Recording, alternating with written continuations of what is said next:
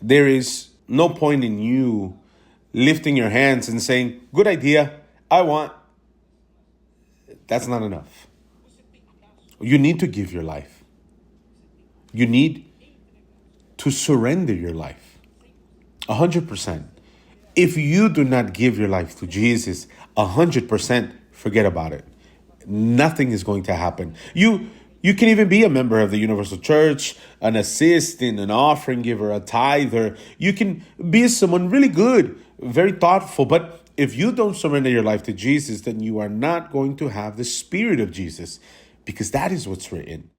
Whoever does not have the Spirit of Jesus does not belong to him. You want to confirm this? Do you want to confirm this with me? Read the Bible there. In Romans chapter 8, verse 8, if I'm not mistaken.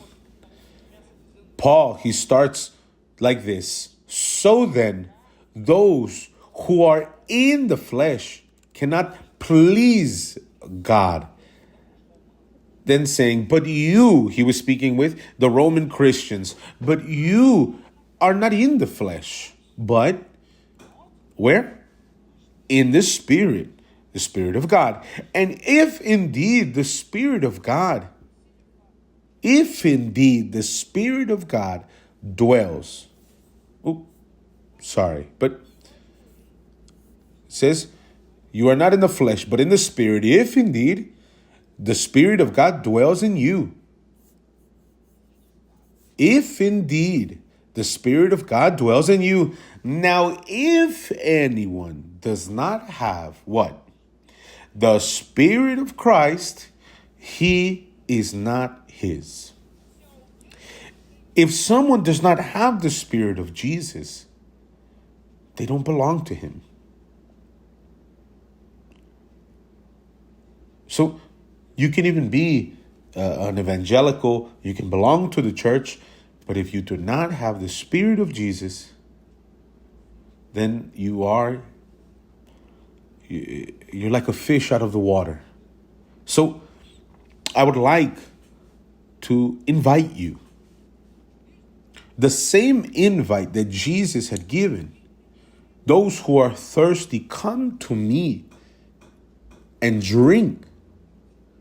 If you're thirsty, you thirst for Jesus, thirst of getting to know him, thirst of having an encounter with him, because it's not fair for you to say in your heart, Jesus, my Father, it's not fair that I hear so much of you and I don't know you. Is that fair? Or is it? Is it or isn't? So it's not fair that you have information of him and you don't know him. But is it possible to know him? Of course. It's the Spirit of God that reveals. It's the Spirit of God that presents. It's the Spirit of God that shows you who Jesus is. There. But how can that happen? No, it doesn't matter how it happens. What matters is if you have thirst, then you give your life and he does the rest. Apart from the moment that you surrender your life, so then he has that obligation to correspond to that idea. Obligated. I'm not sinning. I'm saying what he promised. What we're speaking about is what he promised.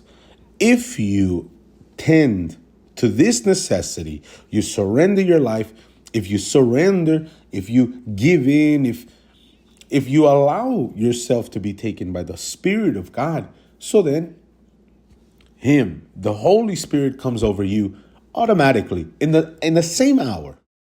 You can have the Spirit of God here right now in this moment, but let your surrender be complete.